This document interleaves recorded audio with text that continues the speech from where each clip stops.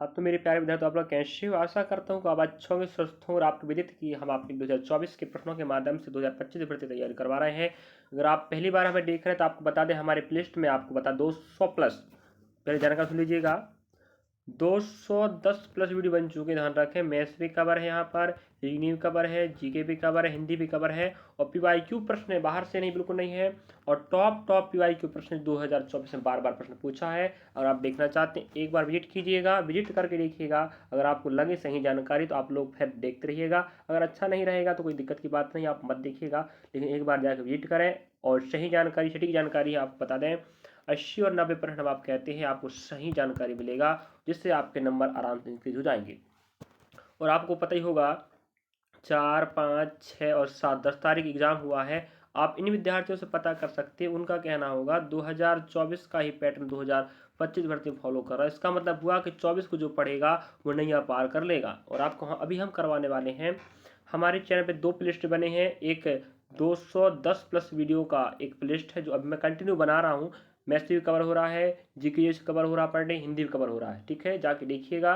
Reasoning थोड़ा stop है क्योंकि बाकी जो भी टॉपिक आ रहे हैं हम पढ़ा चुके हैं, और तीनों पोर्शन पर डे कवर हो रहे हैं। 210 प्लस वीडियो बन चुके हैं और बनते रहेंगे, आप जाके देखें, टॉप वीडियो चल रहे हैं जो 2024 में बार पूछा। चलिए, और आपको बता दें, एक प्लेलिस्ट है जहाँ 4, 6, 7, उसके बाद हम 10 का, 4 तारीख के जीकेजीएस, 6 तारीख के जीकेजीएस, 7 तारीख जीकेजीएस, 10 तारीख जीकेजीएस आपको दिखाएंगे। इसका प्लेलिस्ट अलग रहेगा। SSC GD exam 2025 GKGS analysis करके प्लेलिस्ट है, वहाँ जाके देख लीजिएगा। आपके पास 4 तारीख के, 6 तारीख के, 7 तारीख को, 10 तारीख के आपको जीकेजीएस का विश्लेषण मिल जाएगा, एनालिसिस कि किस प्रकार के जीकेजीएस आ रहे हैं। चलिए, और अगर आप स्क्रीन पर थंबनेल पर देख लिए होंगे, हम आपको बता रहे हैं आज 10 फरवरी के सभी शिफ्टों के देख लो जीकेजीएस का कमाल। जीकेजीएस के ऐसे ही प्रश्न छपने वाले हैं अगली शिफ्टों में, जाकर देख लो, वरना पछताना पड़ सकता है। ये बात ध्यान रखें। तो आप देख पा रहे हैं यहाँ किस प्रकार के प्रश्न पूछा है, गणना होने चाहिए, गणित हो गया है, तो इस प्रकार के प्रश्न आपको पूछा है। आगे देखते हैं, आपको बताते हैं तीनों शिफ्ट। ध्यान रखें, तीनों शिफ्टों के प्रश्न आपको कवर करवाएंगे विद्यार्थियों, मतलब 10 फरवरी के पूरे शिफ्ट कवर होंगे। 4 के जाके देखें, 6 के देखें, 7 के देखें। अब 8 का नहीं हुआ था पेपर, 9 नहीं हुआ था, 10 को पेपर हो रहा है, तो आपको आज तो 11 हो गया, लेकिन हम आपको एक दिन पीछे का मतलब 10 का दिखाएं, कल 11 का दिखाएंगे, इस प्रकार दिखाते रहेंगे। और आपको अच्छा लगेगा तो जरूर फॉलो करें, लाइक करें, सब्सक्राइब करें। और दोनों प्लेलिस्ट हैं, एक एसएससी 2023-24 नाम से बना, जहां आपको 200 प्लस वीडियो मिल जाएंगे, 210, ठीक है, वहां पर मिलेगा। तो 2 प्लेलिस्ट अलग अलग बने हैं, दोनों को जाकर विजिट करें और विश्वास के साथ पढ़ें। और ऐसे प्रश्न पूछ रहा है अगली भर्ती में, प्रश्न का रिपीटीकरण होगा, क्या आपको लगता है होता है? चलिए दिखाते हैं किस प्रकार के प्रश्न थे। तो यहाँ विद्यार्थी देख लीजिएगा, 10 फरवरी 2024 का सभी विद्यार्थियों से अनुरोध है कि आप लोग इन प्रश्नों को देखें, पढ़ें और समझें, दिमाग को लेकर पेपर में जाएं, इससे आपका ही फायदा होगा, रहना, ठीक है। और आपको बता दें, हम ऐसे ही प्रश्न पूछते रहेंगे चैप्टर वाइज। आप हमारे प्लेलिस्ट में जाकर प्रश्नों का भंडार देख सकते हैं। सभी विद्यार्थियों से अनुरोध है कि हम बड़ी मेहनत से आपको डाटा निकाल कर दे रहे हैं, आप हमारा सहयोग करें, लाइक करें, सब्सक्राइब कर, शेयर करें। हम आपके लिए हर संभव प्रयास करेंगे सही सटीक जानकारी दें। चलिए, तो पहला प्रश्न आप देख पा रहा हूँ किस प्रकार का प्रश्न आया था। आईपीएल 2023 में पर्पल मतलब बैगनी पर्पल कैप किसने जीता था? तो आदरक विद्यार्थियों, मोहम्मद शमी। 2023 में जो वर्ल्ड कप हुआ था, आपको पता होगा, वर्ल्ड कप क्रिकेट टूर्नामेंट का 2023 में हुआ था। इसमें ऑस्ट्रेलिया ने पहला विजेता रहा और भारत उप विजेता था। उसी मैच में मोहम्मद शमी, ध्यान रखना विद्यार्थियों, मोहम्मद शमी ने सबसे अधिक विकेट लिए थे, जिस कारण से इन्हें पर्पल कैप दिया गया था। इसके बाद आपको बोला जाए 2024 में, जो अभी तो 25 चल रहा है, 2024 में हर्षल पटेल को। रही बात विद्यार्थियों, जो बॉलर अधिक विकेट लेते हैं उन्हें यह कैप दिया जाता है, ये बात ध्यान रखेंगे, समझे। अगला प्रश्न आप देख पा रहे होंगे, कथक नृत्य के गुरु पंडित, लास्ट तक बने रहिएगा, ध्यान रखें, आपका ही फायदा होने वाला। दोस्तों के पास भी जानकारी शेयर कर दें, इस प्रकार के प्रश्न पूछ रहे हैं। और आपको लगता है कोई नया टॉपिक ऐड होता, पढ़ लीजिएगा, बाकी वही टॉपिक 24 का पैटर्न, चारों पोर्शन 24 के अनुसार ही पूछ रहा, तो आपको 24 के प्रश्नों को देखना अनिवार्य होगा। मेरे कहने अनुसार आप देख लेते हो तो आपको फायदा ही फायदा होगा। और आप जीकेजीएस का विश्लेषण पर डे देखें। पंडित लच्छू महाराज का संबंध किस घराने से? तो आपको आज रखना बनारस। और जो लच्छू महाराज हैं, ये कथक नृत्य के नृतक हैं, नृत्यकार हैं। और एक और आपको बहुत प्रसिद्ध व्यक्ति पूछता, क्या पूछता पता है आपको? बताइए। बिरजू महाराज नहीं पूछता?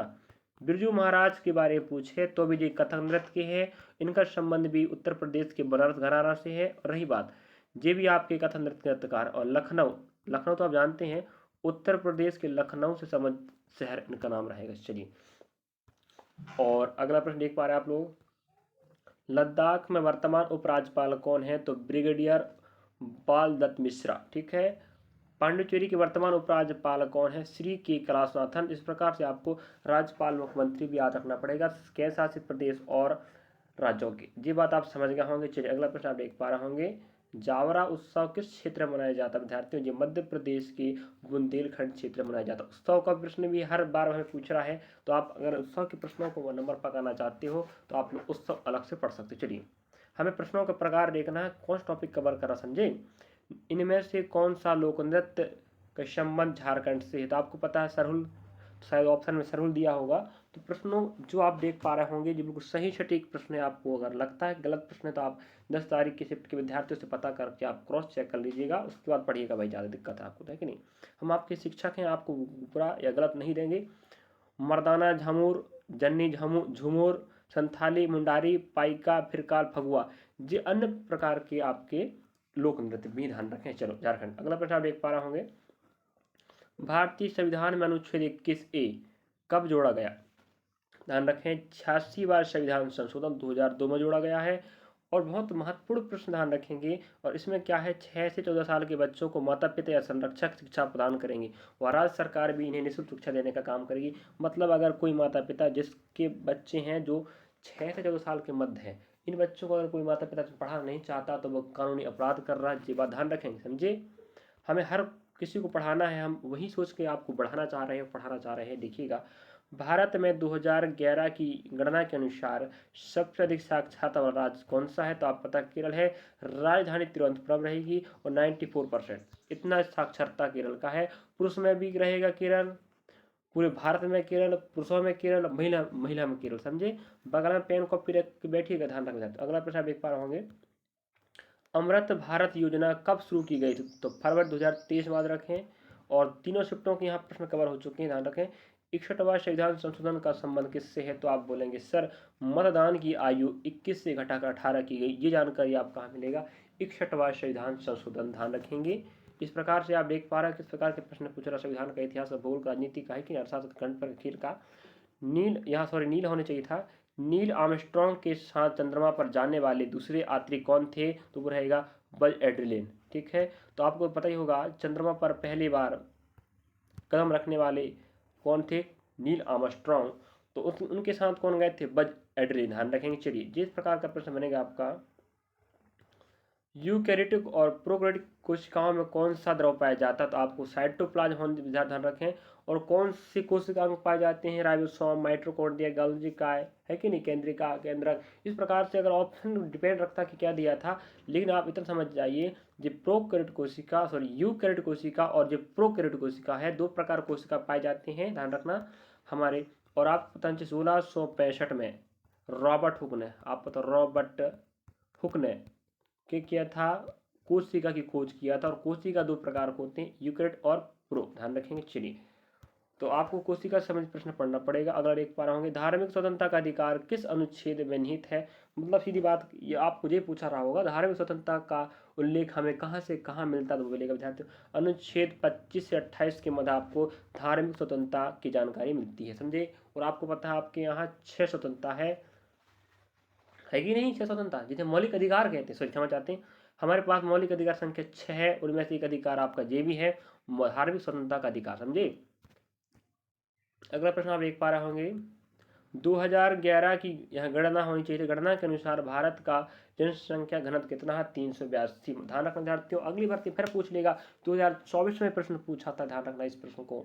तो 1 किलोमीटर स्क्वायर क्षेत्रफल में अगर बात करें तो भारत में 382 लोग निवास करते हैं, ध्यान रखना। चलिए, और अगर आपको बता दें, हम इतिहास का प्रश्न पढ़ा चुके हैं, महत्वपूर्ण ज्योग्राफी का पढ़ा चुके हैं, भूगोल का, हाँ, इतिहास, भूगोल, राजनीति, अर्थशास्त्र, भौतिक विज्ञान, रसायन विज्ञान जो 2024 में आ चुके हैं। और जनगणना का प्रश्न आप पढ़ना चाहते हो कि पिछले साल किस प्रकार के प्रश्न पूछा था, इस बार भी वही प्रश्न छप रहा है, तो आपको बता दें हमारे प्ले लिस्ट में डला जनगणना का प्रश्न भी हम पढ़ा चुके हैं। चलिए, और हिंदी के जो टॉपिक कवर हो रहे हैं वो सब पढ़ा चुके हैं। मैथ्स के हम पर डे कवर करवा रहे हैं। चलिए, नाटू नाटू गाने का निर्देशक कौन किया था? तो नाटू नाटू आपको पता होगा एस राज, आप मौर्य याद रखेंगे विद्यार्थियों। आर मूवी तो आप जानते होंगे, यह साउथ इंडियन मूवी है जो बहुत प्रसिद्ध हुआ था, और आपको पता ही होगा नाटो नाटो का ट्यून या आप गाने सुने होंगे, वो निर्देशन किसमें होता है? एस राजामौली, जिनकी पिक्चर का नाम रहेगा RR 3R मूवी। ठीक है, चलिए अगला, प्रधानमंत्री रोजगार योजना की शुरुआत किस वर्ष हुई? याद रखेंगे 1993 में। और अगर आप बोलता है पंचवर्ष योजना का नाम, तो रहेगा मेरे 8वीं। ठीक है, 8वीं पंचवर्ष योजना में इसका शुभारंभ हुआ था। और आपको पता है 8वीं रहेगा 1992 से 1997। ध्यान रखें, ये बात ना भूलें, है कि नहीं, क्योंकि हमें योजना का अवधि भी पता होनी चाहिए। ध्यान रखना। तो चलिए अगला प्रश्न आप देख पा रहे होंगे, चौथी और पांचवी पंच योजना के बीच में कौन सा प्लान चलाया गया? तो याद रहेगा रोलिंग प्लान। ध्यान रखना चाहती हो, बहुत महत्वपूर्ण है, मैंने जानता भाई, आप जानो, फिर मत कहना सर हमें क्यों नहीं बता रहे थे आप। और पंच योजनाओं का प्रश्न पढ़ा चुका हूँ, और मैं आपको बता रहा हूँ कि भाई के प्रश्न जाकर देखते रहे, पढ़ते रहे। दोनों प्लेलिस्ट एक बार विजिट कीजिएगा, आपके लिए फायदेमंद है, फिर बाद में पछताना होगा कि सर हमें बता रहे थे, हम क्यों नहीं पढ़ लिए। वर्ष 2023 तक डॉक्टर सौम्या सोमनाथ कौन से पद पर हैं? तो आपको पता चाहिए, राष्ट्रीय क्षय रोग, जिसे हम टीबी कहते हैं, ध्यान रखें, क्षय रोग मीन्स क्या होता है विद्यार्थियों? टीबी रोग। तो राष्ट्रीय टीबी उन्मूलन होता है समाप्त करना। कार्यक्रम के लिए प्रधान सलाहकार के रूप में कार्य कर रहे हैं कौन? सौम्या सोमनाथ। रखेंगे, ऐसे प्रश्न पूछ सकता है, आप क्या सोच सकते थे? चलिए देखिएगा, हवाई दुर्घटना की जांच के लिए कौन सी कमेटी बनाई गई थी? जो बोल रहा है, तो रहेगा भारतीय विमान दुर्घटना जांच ब्यूरो। ठीक है, अगला प्रश्न आप देख पा रहे होंगे, अल्टीमेट को, सॉरी क्षमा चाहते हैं, गलत हो गया, अल्टीमेट खो खो लीग, यहाँ खो खो होनी चाहिए था। अल्टीमेट खो खो लीग 2023-24 का आयोजन कहाँ हुआ था? आप बोलेंगे शहर का नाम बोलेगा तो कटक, और राज्य बोलेगा तो उड़ीसा। ठीक है, ध्यान रखेंगे। चलिए प्रश्न के ऊपर डिपेंड करता है ऑप्शन क्या देख रखा। वर्तमान में भारतीय संविधान में कितने अनुच्छेद हैं? तो अगर आपको बोला होगा मूल, तो आप लगाएंगे 395, और आप यहाँ 470 कह देते हैं, 470 से अधिक रहेगा। ठीक है, कितना रहेगा? 470 से अधिक आपके क्या बन चुके हैं? अनुच्छेद। ध्यान रखेंगे। और मूल संविधान की बात करें, 395 अनुच्छेद रहेंगे आपके। भाग आपका कितना था विद्यार्थियों? भाग 22 था, और अनुसूची 8 थे। क्या याद रखिएगा, इन सबको पूछ सकता है। कहने का मतलब ये है कि भाई अनुच्छेद की बात करें तो 395 थे, भाग आपके मूल में 22 थे, और अनुसूची 8 थे। अब भाग आपके 25 हो गए हैं, और आपके अनुसूची 12 हो गए। अनुच्छेद तो आप पढ़ लिए होंगे। चलिए अगला प्रश्न आप देख पा रहे होंगे, तीरंदाजी में बुल्स आई, इसका कहने का मतलब ये है, देखिएगा, बुल्स आई में तीर लगने पर कितने अंक मिलते हैं? तो आप पता, एक सर्कल होता है आपका, ये हो गया, ठीक है नहीं, और अंदर सर्कल रहते हैं, सर्कल रहता है, अंदर जो एक लास्ट बिंदु होता है पीला कलर का, वहां पर लगने पर आपको 10 नंबर मिलेंगे। कितने नंबर मिलेंगे? 10 नंबर। ध्यान रखें, ये बात कहना चाह रहा, समझे? चलिए, मुझे उम्मीद है आप समझ गए होंगे। अगला प्रश्न आप देख पा रहे होंगे, 2011 की जनगणना के अनुसार भारत में सबसे कम बाल लिंग अनुपात, बाल में होता शिशु, बच्चे, किस राज्य का? तो रहेगा हरियाणा का और चंडीगढ़ रखना चाहते हो। और 2011 में कितना था? जी रहेगा 900 आपका 18 रहेगा। ठीक है, और 2011 की बात करें तो 918 रहेगा। और सबसे कम लिंगानुपात होने के कारण हरियाणा सरकार ने बेटी बचाओ बेटी पढ़ाओ योजना चलाया था, उसके बाद पूरे भारत में चला था। तो याद रखना, आपको ध्यान रखना, इस बात को भूलिएगा नहीं। 918 था, 2011 में है, और 2001 मेरे विद्यार्थियों जी 900 आपका 27 था।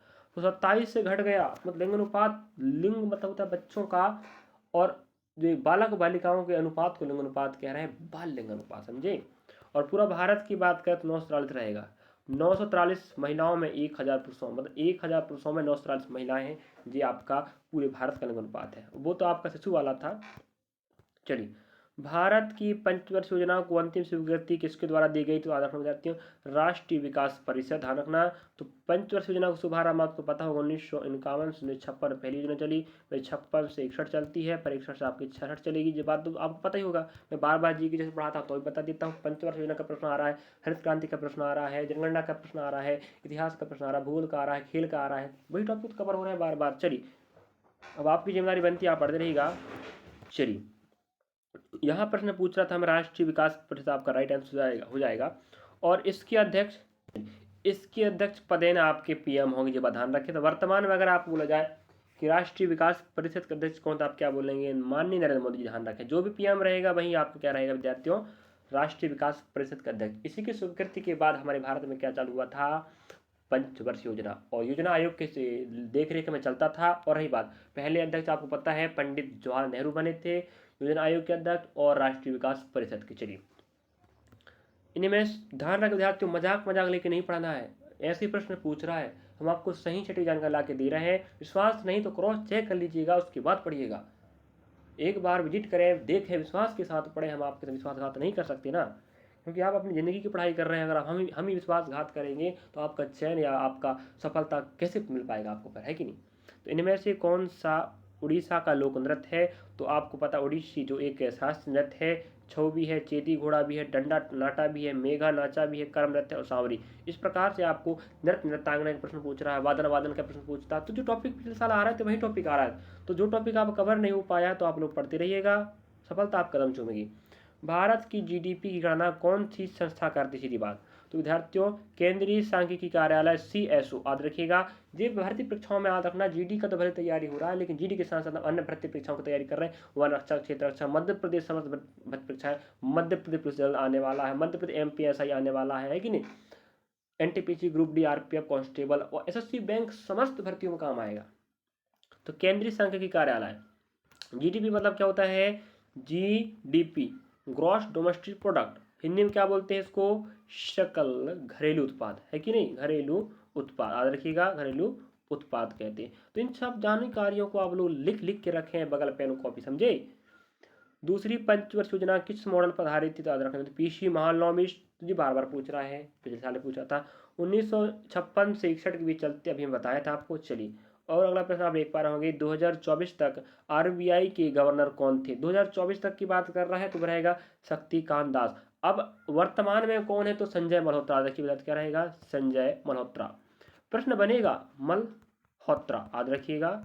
क्या? 2024 तक आपके शक्तिकांत दास थे। इसके पहले कौन था? उर्जित पटेल, है कि नहीं। और आपको वर्तमान की बात करते संजय मल्होत्रा आपके नए RBI गवर्नर हैं। और RBI मतलब होता है रिजर्व बैंक ऑफ इंडिया।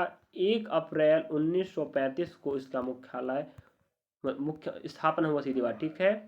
1 अप्रैल 1935 को RBI की स्थापना हुआ है, जिसके जो मेन मुखिया होता है उसे हम गवर्नर कहते हैं। जो 2024 तक कौन थे? शक्तिकांत दास। 25 में संजय मल्होत्रा हैं।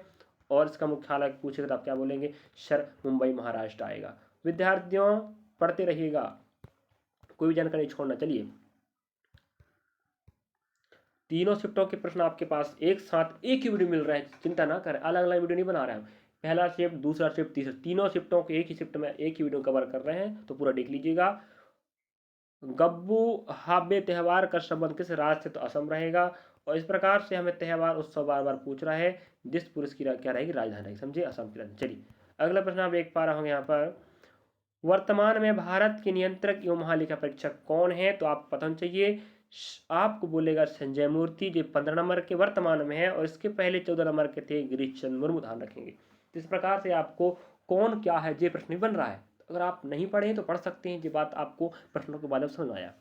तो 15 नंबर के रहेंगे संजय मूर्ति, और 14 नंबर के आप कौन थे? गिरीश चंद्र मुर्मू। चलिए, हो सके आपको पहले पूछ ले, वर्तमान का पूछेगा तो पीछे का पूछ सकता जरूर है। ये प्रश्न तो हमें पिछले चैप्टर में पूछ चुका, शायद 6 या 7 को मैं बताया था। खिलाफत आंदोलन किस धर्म से जुड़ा मेरे विद्यार्थी? इस्लाम रहेगा। और 1919 से 1922 के मध्य यह आंदोलन चला था। लियाकत अली खान इसके मैन क्या थे? लीडर थे। मैं पहले बता चुका हूँ, लियाकत अली खान, और एक अली और खान तो मुझे याद नहीं आ रहा है। ब्रिटिश सरकार पर दबाव डालकर तुर्की के खलीफा पद को फिर से बहाल करना इसका लक्ष्य था। और हिंदू मुस्लिम एकता को बढ़ावा देना भी था। खलीफा सुन्नी इस्लाम के मुखिया को माना जाता, ठीक है। और आपको पता है कि जो मुस्लिम समाज है वह 2 भागों में, एक शिया था, एक सुन्नी था। तो अधिकांश आपको पता है 2 भागों में हर समाज बंटा है। जैसे आपको बात कर, जैन था दिगंबर श्वेतांबर, उसी प्रकार सुन्नी और शिया और सुन्नी में बंटा था इस्लाम धर्म। चलिए, अगला प्रश्न आप देख पा रहे होंगे, हाँ, महावीर गुड्डू किस राज्य से संबंधित है? तो वो रहेगा हरियाणा के जींद निवासी मेरे विद्यार्थियों। और हरियाणा के लोक संस्कृति को पहचान दिलाने में यह भूमिका निभाई थी। इस कारण 2024 में इन्हें पद्म श्री पुरस्कार मिला। और आप पता है कि भारत का चौथा नागरिक सम्मान, पहला भारत रत्न, दूसरा पद्म विभूषण, पद्म विभूषण, पद्म भूषण, और जी चौथा नंबर पद्म श्री। तो इस प्रकार से आपको चारों पता होनी चाहिए। अगला प्रश्न आप देख पा रहे होंगे, अनुच्छेद 32 का संबंध किस से? तो आप बोलेंगे संवैधानिक उपचारों। धारक विद्यार्थियों बहुत महत्वपूर्ण है। और यहाँ पर 5 प्रकार की रिट, याद रखिएगा, 5 प्रकार की रिट जारी करने की शक्ति हाई कोर्ट के पास, सर्वोच्च न्यायालय के पास है अनुच्छेद 32 में। और इसी को B.R. अम्बेडकर ने क्या कहा, पता हो अम्बेडकर ने क्या कहा है, संविधान की आत्मा। याद रखिएगा, संविधान की आत्मा या हृदय भी कहते हैं, समझे, अनुच्छेद 32 को। चलिए अगला प्रश्न देख लीजिएगा। वर्तमान में भारत के कैबिनेट सचिव कौन है, तो वो रहेगा टी.वी. सोमनाथ। तो आप खुद देखिएगा कौन कब क्या है, ये भी प्रश्न बन रहा है, पढ़ते रहिएगा मेरे विद्यार्थियों।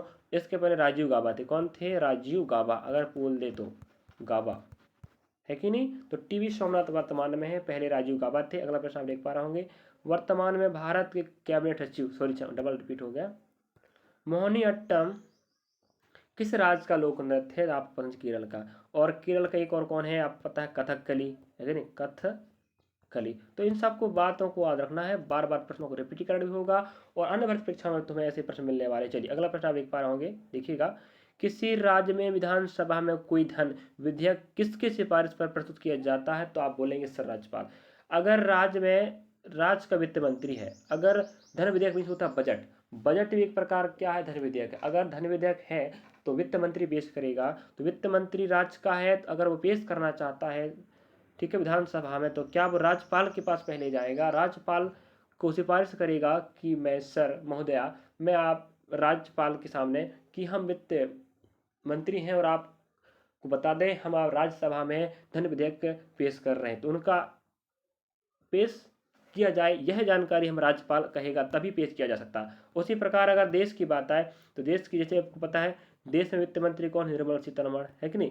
तो निर्मला सीतारमण जी जब 1 फरवरी को जब वित्त मंत्रालय की तरफ से वित्त मंत्री को होने के नाते जब बजट पेश कर रही थी, बजट भी आपका क्या है, धन विधेयक है, तो जब इसको पेश किया गया था तब वित्त मंत्री निर्मला सीतारमण जी कहाँ गई थी, राष्ट्रपति के समक्ष। तो अगर राष्ट्र में चल रहा है तो राष्ट्रपति की सिफारिश पर पेश होगा, उसके बाद राज्य में राज्यपाल, ध्यान रख दोनों बातों को। चलिए अगला प्रश्न हमें कहता देखिएगा, 2011 की गणना के अनुसार निम्नलिखित में से कौन सा राज्य की जनसंख्या सबसे अधिक है।